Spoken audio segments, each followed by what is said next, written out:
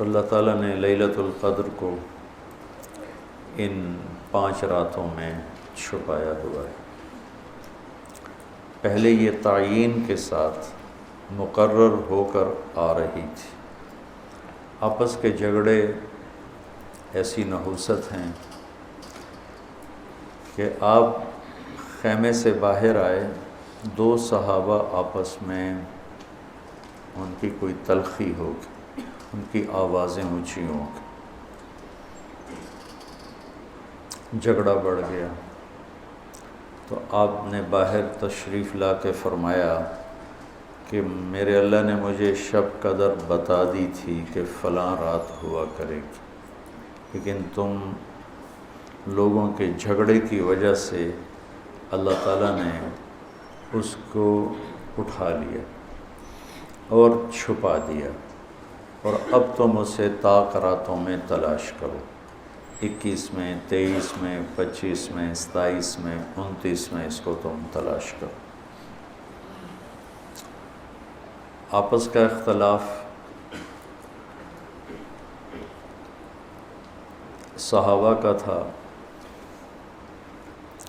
2 صحابی آپس میں کس بات پہ الجھ گئے پتہ کوئی نہیں۔ بظاہر تو وہ ایک تعیین اور ایک مقرر عدد، مقرر رات اٹھ گئی، لیکن یہ بہت بڑی خیر ہوئی۔ اگر یہ رات متعین ہوتی کہ 21 کی رات شب قدر ہوا کرے گی، یا 27 یا 23 یا 25 یا 29، اور آنے والے زمانے میں غفلت تو ہونی تھی، جہالت بھی ہونی تھی، نافرمانی بھی ہونی تھی، رات متعین ہو، لوگوں کو پتہ ہو آج شب قدر ہے، پھر لوگ نافرمانی کرتے تو نقد عذاب آتا۔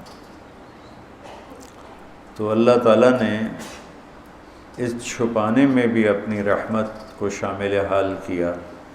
جب ایک آدمی شراب پی رہا ہے، اسے پتہ ہی نہیں شب قدر، کسی کو بھی نہیں پتہ کہ آج ہے۔ ہم تو 5 راتیں چھوٹی انشاءاللہ جاگ کے، آپ تو ویسے ہی علم میں مصروف ہیں، تو چلو آپ کی برکت سے ایک حدیث بھی یاد آ گئی۔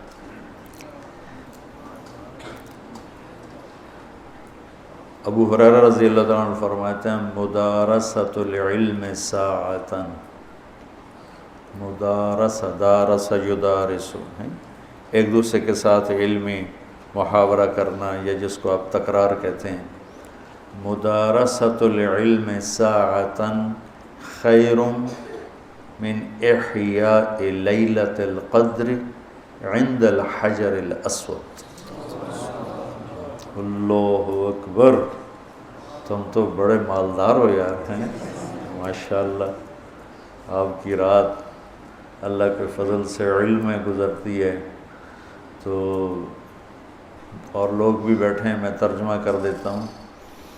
چند گھڑی، تھوڑی دیر کا علمی مذاکرہ، علمی گفتگو، علم کی طلب میں، علم کی تلاش میں، مناظرہ نہیں ہے، لڑائی جھگڑا نہیں ہے، علم کی طلب اور تلاش میں تھوڑی دیر علم کا مذاکرہ اور علم کی بات چیت، یہ حجر اسود کے سامنے کھڑے ہو کر لیلۃ القدر میں ساری رات نفل پڑھنے سے بہتر ہے۔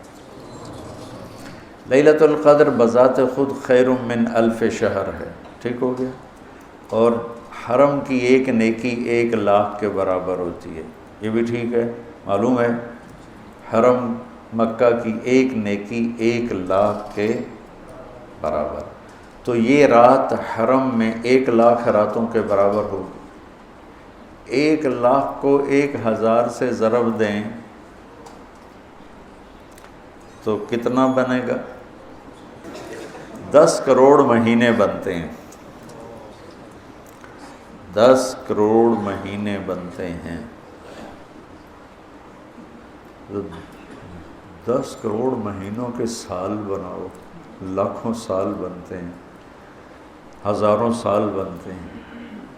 تو علم کا مذاکرہ، علم کی طلب میں، علم کو سیکھنے کے لیے تھوڑی دیر بیٹھنا، وہ حجر اسود کے سامنے لیلۃ القدر میں ساری رات نفل پڑھنے سے بہتر ہے۔ یہ تو ہو گیا عام دنوں میں۔ جب یہ علم کی طلب رمضان میں ہو تو ہر عمل پہلے ہی 70 گنا بڑھ جاتا ہے۔ فرض، علم کی طلب تو فرض ہے، تو فرض 70 گنا ہو جاتا ہے، نفل فرض بن جاتا ہے، تو اس کو ملٹیپلائی کرنے کے لیے کوئی کمپیوٹر بھی کام نہیں دے گا۔ یقیناً ایک رات تو ہوگی اس میں، 5 راتیں اگر ہم جاگ لیتے ہیں، یقیناً ایک رات اس میں شب قدر ہے۔ تو اللہ کے نبی شد المیزر، ان آخری عشرے میں خوب محنت فرماتے، کمر کس لیتے، اور ساری زندگی اعتکاف بیٹھے۔ آپ نے کبھی اعتکاف نہیں چھوڑا، فتح مکہ پہ چھوٹا، لیکن شوال میں آ کے بیٹھے، 1 مہینہ پورا اعتکاف کیا، پھر 20 دن کیا، پھر 10 دن، پھر 9 رمضان میرے نبی کو ملے، 9 رمضان۔ تو ایک میں اعتکاف چھوٹا اور باقی میں آپ نے مسلسل اعتکاف فرمایا۔ لیلۃ القدر کی صرف تلاش نہیں بلکہ اعتکاف اللہ کے در پر پڑ جانا ہوتا ہے۔ اور یہ نا ایک مناسبت ان سارے فرائض میں مجھے ایک نظر آئی جو میں آپ کے سامنے پیش کرتا ہوں، ٹھیک ہے؟ تو اللہ کی طرف سے لا الہ الا اللہ، یہ کلمہ معرفت ہے، شناسائی کا کلمہ ہے، لا الہ الا اللہ محمد رسول اللہ۔ یہ اس کو کلمہ معرفت کہتے ہیں، معرفت کہتے ہیں پہچان کو۔ کلمے کے ذریعے سے ہمیں اپنے اللہ کی پہچان ہو۔ نماز کے ذریعے اس کے اندر تعلق پیدا ہوا، تعلق پیدا ہوا، نماز کے ذریعے وہ پہچان تعلق میں تبدیل ہو گئی، روزے کے ذریعے وہ تعلق محبت میں تبدیل ہو گیا۔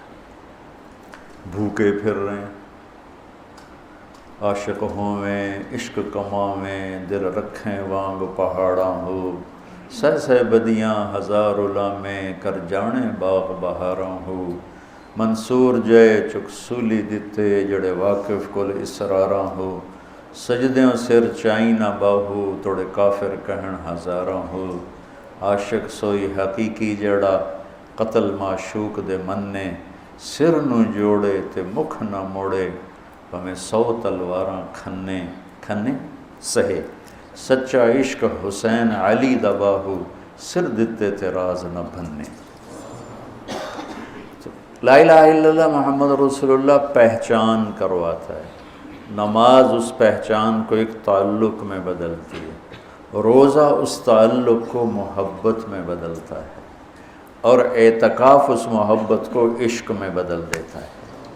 اور پھر رمضان کے بعد ہی حج کا سفر شروع ہوتا ہے، پھر عاشق کو ہوتا ہے کہ معشوق کا دیدار ہو، تو احرام عاشقانہ لباس ہے، اور طواف مجنونانہ تلاش ہے کدھر ہے کدھر ہے کدھر، ابھا ڈیکھاں لماں ڈیکھاں، اونچے کوٹھے تے چڑھ ڈیکھاں، ڈٹھی دل کو دیواں ٹیکاں، سجن مل سم کے مر پوساں، خواجہ غلام فرید۔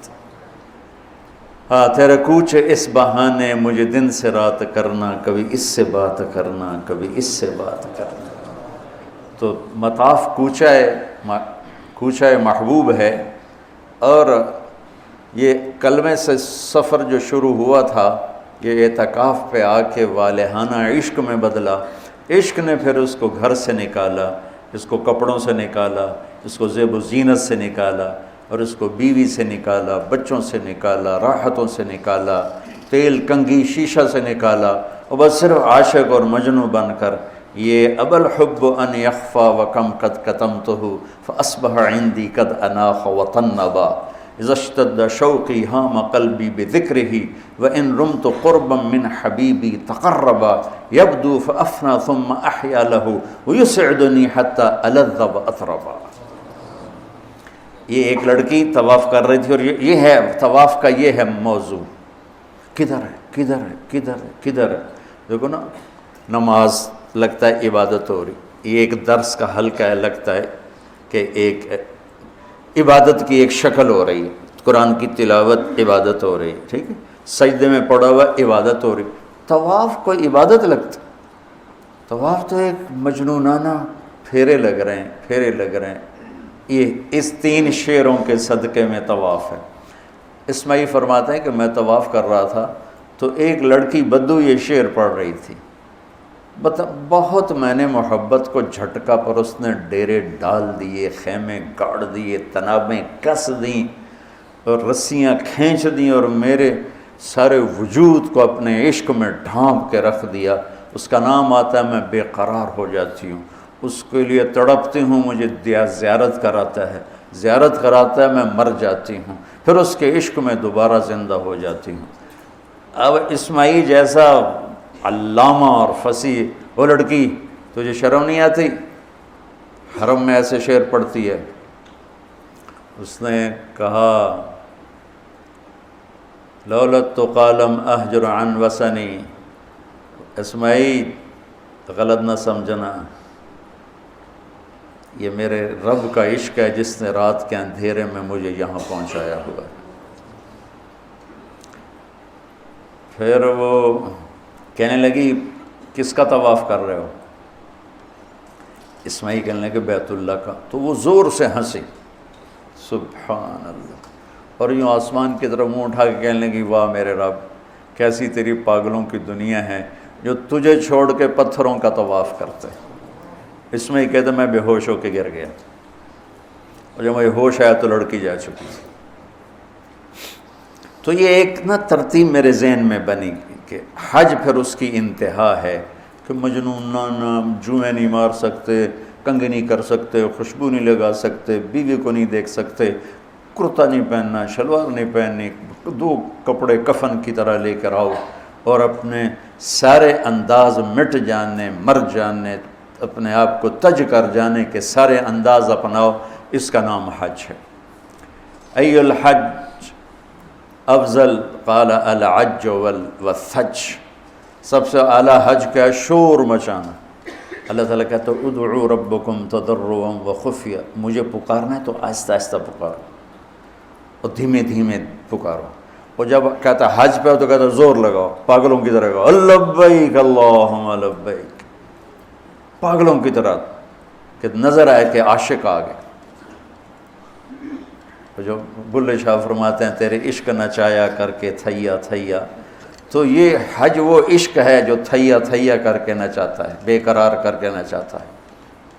تو یہ ایک ترتیب ہے میرے ذہن میں، ممکن ہے ٹھیک ہو، اللہ کرے ٹھیک ہو، نہیں تو بہرحال میرا ایک استنباط ہے. تو اعتکاف اللہ کے در پہ پڑ جانا ہے، اور اعتکاف والوں کو فضیلت ہے کہ وہ سوئے بھی ہوں تو ان کے لیے عبادت لکھی جاتی. باقی ہمارے جیسے لوگ تو نفل پڑھیں گے تو عبادت لکھی جائے گی، قرآن پڑھیں گے تو عبادت کا اجر لکھا جائے گا، اور اعتکاف والا سویا بھی ہو تو قلم اس کا چلتا رہتا ہے.